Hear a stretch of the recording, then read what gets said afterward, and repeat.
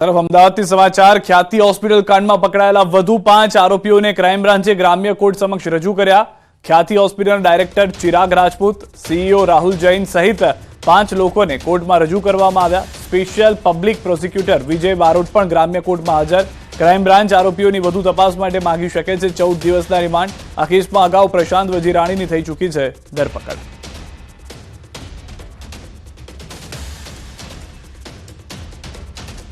તો ખ્યાતિ હોસ્પિટલ કાંડના પડઘા ઠેર ઠેર પડી રહ્યા છે, ત્યારે ન્યૂઝ 18 ગુજરાતીની ટીમ ખેડા જિલ્લાના આરોગ્ય અધિકારી સાથે ખાસ વાતચીત કરી, જેમાં તેમણે સ્પષ્ટ શબ્દોમાં કહ્યું કે અહીં કોઈ કેમ્પ થયા નથી અને અમારા તરફથી આવા કેમ્પ કરવાની કોઈ પરવાનગી આપવામાં આવતી નથી। ખેડા જિલ્લાની 16 જેટલી હોસ્પિટલમાં હાલ તપાસનો ધમધમાટ ચાલી રહ્યો છે।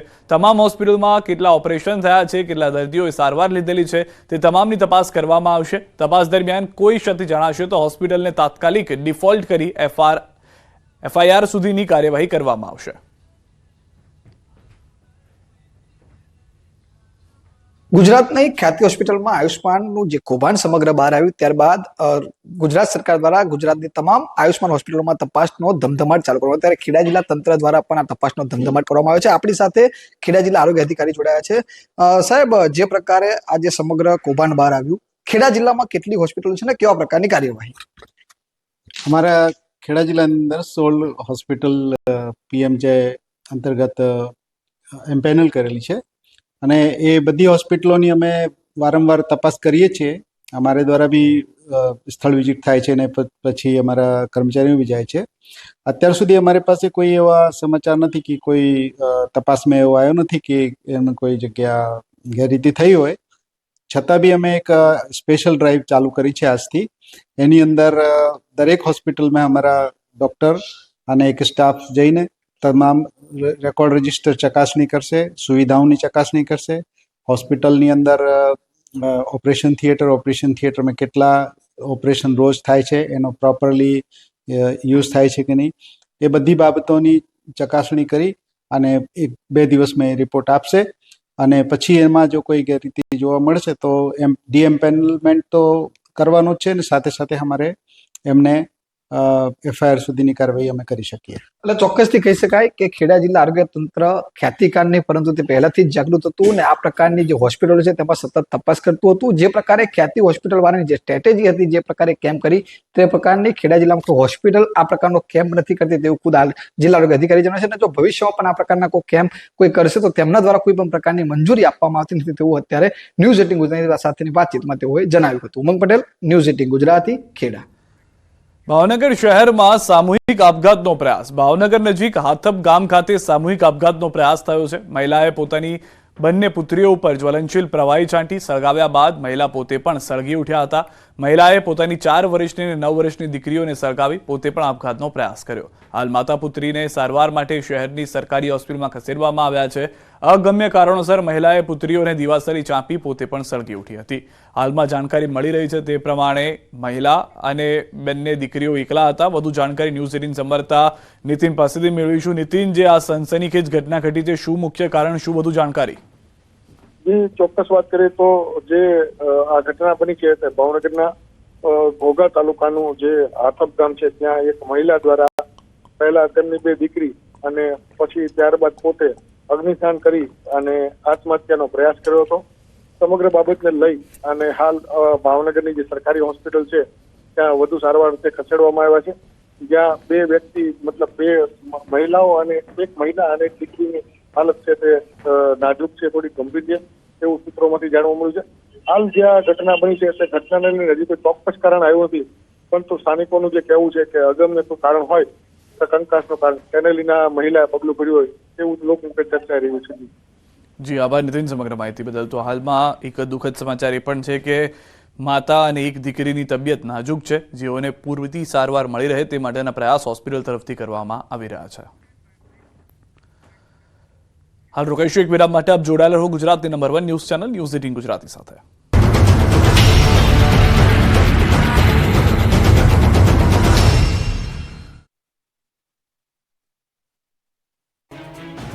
આ વિરોધના દ્રશ્યો છે ગાંધીનગરના। ટેટ પાસ ઉમેદવારોએ પોતાની જૂની માંગોને લઈને ફરી એકવાર ગાંધીનગર ગજવ્યું હતું। રાજ્યભરમાં ટેટ પાસ ઉમેદવારો ગાંધીનગર પહોંચ્યા. વિદ્યા સહાયકોની જગ્યાઓ વધારવા માટે જીવરાજ ભવન ખાતે ધામા નાખ્યા. પોસ્ટરો સાથે ઉમેદવારોએ સૂત્રોચ્ચાર કરી હલ્લાબોલ કર્યો. ઉગ્ર વિરોધ પ્રદર્શન કરી પાટનગર ગજવ્યું. ધોરણ 1 થી 5ની વિદ્યા સહાયકમાં જગ્યા વધારવા માંગ કરાઈ. ધોરણ 1 થી 5માં 10,000 જેટલી ભરતી કરવામાં આવે તેવી માંગ કરી. મામલો વધુ ઉગ્ર બનતા પોલીસ આવી ગઈ હતી. પોલીસ અને 30થી વધુ ઉમેદવારો વચ્ચે ચકમક થઈ હતી. પોલીસે ટીંગાટોળી કરી ઉમેદવારોની અટકાયત કરી હતી. માત્ર 5 વ્યક્તિઓને શિક્ષણ મંત્રીને આવેદન આપવા જવા દેવાયા હતા. મહત્વનું છે કે ધોરણ 1 થી 5માં હાલ 16,181 જગ્યાઓ ખાલી છે. વર્ષ 2011 થી 23 સુધીમાં ટેટ 1 પાસ ઉમેદવારોની ખૂબ ઓછી ભરતી કરવામાં આવી છે. જૂનાગઢ ગિરનારની ગાદીને લઈને વિવાદ વકરી રહ્યો છે. હવે તનસુખગીરીના કૌટુંબિક વારસદારે હરિગીરી પ્રેમગીરી સામે ફરી પોલીસ ફરિયાદ નોંધાવતા ખળભળાટ મચી ગયો છે.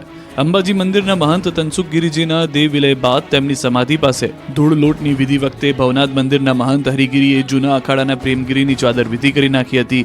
બાદમાં તનસુખગીરીજીના કૌટુંબિક વારસદાર અને ભીડભંજન મંદિરે સેવા પૂજા કરતા તેજસ ભારતી અને તેમની સાથે રસિક ભારતી બંને સામે પોલીસ ફરિયાદ સ્ટેશનમાં થઈ ચૂકી છે. હવે અરજીમાં એવો આક્ષેપ કરાયો છે કે તેઓએ સમાધિ વખતે જોહુકમી અને અખાડાના મહંત તરીકે પદનો દુરુપયોગ કરી પોતાના કુટુંબીજનોને અને સેવકગણને ધાક ધમકી આપી સમાધિની કાર્યવાહી કરાવી હતી. ખોટી રીતે ગુરુ પરંપરા તોડી પ્રેમગીરીને મહંત તરીકે જાહેર કરી દીધા હતા. આથી બંને સામે કાયદેસરની કાર્યવાહી કરવાની માંગણી કરી છે. પરિવારજનો દ્વારા ફરિયાદ અરજી કરવામાં આવતા મતપૂડો ફરી એક વખત વિવાદનો છેડાયો છે. અમદાવાદમાં ખ્યાતિ હોસ્પિટલ કાંડ બાદ એક પછી એક પીડિતો સામે આવી રહ્યા છે અને હોસ્પિટલ પર ચોંકાવનારા આક્ષેપ કરી રહ્યા છે. દહેગામના બહિલિયલ ગામના રહેવાસીઓનો આરોપ છે કે જાન્યુઆરી 2023માં ખ્યાતિ હોસ્પિટલે ગામમાં કેમ્પનું આયોજન કર્યું હતું. ગામના 30 જેટલા લોકોને હોસ્પિટલે લાવીને ઓપરેશન કરવાનું જણાવ્યું, જેમાં પીડિત જાવેદ બાકરના પિતાને પગનો દુખાવો હતો, પરંતુ રિપોર્ટ હૃદયના કર્યા. લાળ સંતૂર સાબુની સાથે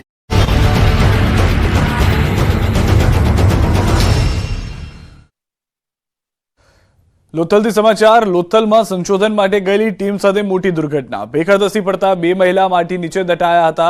એકનું મોત થયું છે. 21 વર્ષની સુરભી વર્માનું મોત નીપજ્યું છે. 39 વર્ષના હેમા દીક્ષિતનું રેસ્ક્યુ કરી સારવાર માટે ખસેડાયા છે. CHC બગોદરાથી વધુ સારવાર માટે સિવિલ હોસ્પિટલ ખસેડાયા. લોથલમાં હડપ્પા સંસ્કૃતિના રિસર્ચ માટે ગઈ હતી ટીમ. દિલ્હી અને ગાંધીનગરના 4 લોકોની ટીમ ગઈ હતી. લોથલ આર્કિયોલોજીસ્ટની ટીમ સવારે 10:30 કલાકે ધોળકાના લોથલ પહોંચી હતી. માટીના સેમ્પલ લેવા 15 ફૂટથી વધુ ઊંડા ખાડામાં ઉતર્યા હતા. 2 મહિલાઓ અચાનક માટીની ભેખડ ધસી પડતા બંને મહિલા દટાઈ ગયા. કે મારા વિસ્તારમાં આવતું લોથલમાં દિલ્હીથી આવેલી ITIની વિદ્યાર્થીનીઓમાંથી એ જૂનું લોથલ જે છે ત્યાં આગળ માટીના નમૂના લેવા માટે એ દીકરીઓ અંદર ખાડામાં ઉતર્યા હતા. એમાં કંઈક ભેખડ ઘસવાથી એક દીકરીનું કદાચ અવસાન થયું, સમાચાર પાકા નથી પણ છે, અને એક દીકરીને એને હોસ્પિટલમાં દાખલ કર્યા છે અને એકને બગોદરા PHCમાં PM માટે લઈ ગયા છે. અને હું તાત્કાલિક આ મિટિંગમાંથી નીકળી અને સીધો સ્થળ ઉપર જઉં છું. એમને બાકી 3 લોકોને જે છે રેસ્ક્યુ કરવામાં આવેલા છે. એ 3માંથી જો 3 સ્ટેબલ છે और 2 એમાંથી 2 જે છે એની પ્રાથમિક સારવાર થઈને જો અત્યારે જો એ બિલકુલ વ્યવસ્થિત રીતે એના બોલવાનો એનો હેલ્થ એકદમ સારી છે. और એક જે છે એના ખાલી ઓક્સિજન લેવલ ઓછો છે, તો જો અત્યારે એને રેફર કરવામાં આવે છે. એ પણ બિલકુલ ખરેખર સ્ટેબલ છે. એને કંઈ और એને પણ જે મેડિકલ સારવાર માટે જે અમારી ટીમ ત્યાં પોલીસની ટીમ પણ સાથે છે और ત્યાં હોસ્પિટલ જોડે પણ કોર્ડિનેશનમાં છે. વાપી GST ભવનમાં ACBનો સપાટો. CGST ઇન્સ્પેક્ટર લાંચ લેતા રંગે હાથે ઝડપાયો છે. આરોપી યશવંત ગેહલોતે ફરિયાદી પાસેથી ₹4,000ની માંગી હતી લાંચ. ફરિયાદીને ટેક્સ બાબતે આપેલી નોટિસના નિકાલના કામ પેટે CGST ઇન્સ્પેક્ટરે માંગી હતી લાંચ. ACBએ છટકું ગોઠવી લાંચિયા GST ઇન્સ્પેક્ટરને ઝડપ્યો. કચેરીમાં જ લાંચ લેતા ઝડપાયા ઇન્સ્પેક્ટરની ધરપકડ તુરંત કરી લેવામાં આવી છે.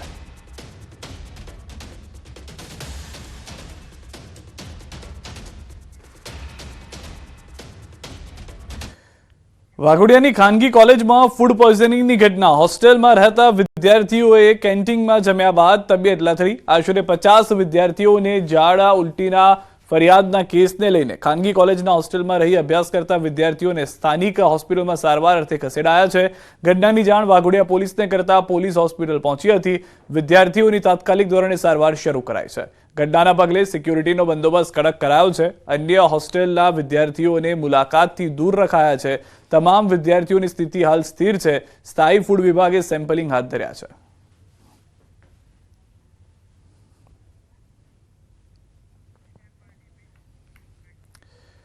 પાટીદાર સંસ્થાના અગ્રણીઓ વચ્ચે થયેલા ઝઘડા અંગે મોટા સમાચાર છે. ફરિયાદી અને સરદારધામના ઉપપ્રમુખ જયંતિ સરદારાએ આક્ષેપો અંગે ખુલાસો કર્યો છે.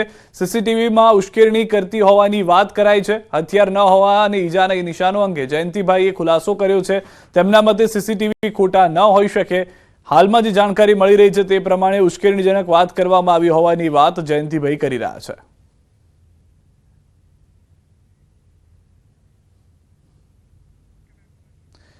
તો હાલમાં પીઆઈ સંજય પાદરિયાને જ્યારે સસ્પેન્ડ કરવામાં આવ્યા છે અને ત્યારબાદ 3 દ્રશ્યો સીસીટીવીની અંદર આપ જોઈ રહ્યા છો તે પ્રમાણે એક કેમેરાની અંદર જયંતિભાઈને જે માર મારવામાં આવ્યો તે છે. કેમેરા 3ની અંદરની પણ ફૂટેજ એ જ દ્રશ્ય બતાવી રહી છે. જ્યારે કેમેરા 2માં જે પાર્ટી પ્લોટની બહાર માથાકૂટ થઈ હતી કે જેમાં જયંતિભાઈ તરફથી પીઆઈને મારવામાં આવ્યા હોવાની પ્રાથમિક જાણકારી હતી અને તે પ્રમાણે દ્રશ્યો જોવા મળ્યા.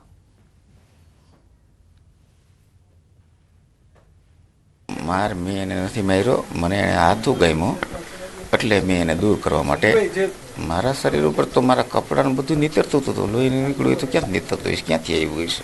ઉપર જ લાગ્યું હતું મારી ગાડીમાંથી જે મને રોકી ગાડી અને પાછળ જે આવીને સીધે મારી ઉપર પ્રહાર કર્યો એ નેફામાંથી હાથ કાઢીને સીધો જ પ્રહાર કર્યો હતો. સીસીટીવી થોડા બનાવટી હોય એ ભાઈ અંધારું હતું ને મને દેખાણું એવું મેં લખાયું છે. જે નિવેદન દે છે એ એનો મત છે. મને એણે સરદારના વિશે ખરાબ બોલ્યો અને એણે એવું કીધું કે સમાજના ગદ્દાર છો તમે. હું તો એમ કહું છું સાચો એનો પક્ષ લેવો જોઈએ સમાજના અગ્રણીએ. કોઈએ સમાધાનનું કીધું નથી. હું સમાધાન માટે 1 વર્ષથી પ્રયત્ન કરું છું. આજે અત્યારે સમાધાન થતું હોય તો મારું દિલ એટલું ખુશ થશે. માતાજીને પ્રાર્થના કરું કે સંસ્થામાં સમાધાન સિવાય સમાજનો વિકાસ ન થાય. અને સમાજનો ગદ્દાર છો તું અને ખોડલધામમાં ટ્રસ્ટી હોવા છતાં સરદારધામમાં કામ શું કામ કરસ? અને જે ખોડલધામમાંથી સરદારધામમાં જાય છે એ સમાજના બધા ગદ્દારો છે એવું મને કીધું. એટલે મેં એને એવું કીધું કે ભાઈ બે સંસ્થા પાટીદારની છે, બે અલગ અલગ રીતે કામ કરે છે અને બેયમાં કામ કરવાથી આપણને વાંધો શું છે? આ તરફ નવસારી બોરિયાજ ટોલ ટેક્સ પર હંગામો થયો છે. ટોલ ટેક્સમાં 50 થી 195 રૂપિયાનો અચાનક વધારો ઝીકી દેવામાં આવતા વાહન ચાલકો એકત્ર થઈ ગયા, હંગામો મચાવ્યો. આ ઉપરાંત ટોલ ટેક્સ સંચાલકોએ ફાસ્ટેગ ફરજિયાત કરાવતા વાહન ચાલકોમાં નારાજગી જોવા મળી હતી. નવસારીના બોરિયાજ ટોલ નાકે વાહનો પર 75% ટેક્સ વધારો કરવામાં આવ્યો છે. રવિવાર રાત્રિથી અમલ કરવાની જાહેર નોટિસ કરી છે દેવામાં, જેમાં ટોલમાં વધારો થતા નવસારી ચેમ્બર ઓફ કોમર્સ દ્વારા જિલ્લા કલેક્ટરને આવેદનપત્ર આપવામાં આવ્યું છે અને ટોલ વધારો પાછો ખેંચવા માંગ કરાઈ છે. કાયદેસર તો આ ટોલ નાકા અત્યારે બંધ જ થઈ જવા જોઈએ, કારણ કે એની અવધિ 2022માં પૂરી થઈ ગઈ હોય અને એને બંધ કરવું જોઈએ. તેમ છતાં એ લોકો 75 થી 80% વધારો કર્યો છે, તો એને અમે સખત શબ્દોમાં વખોડીએ.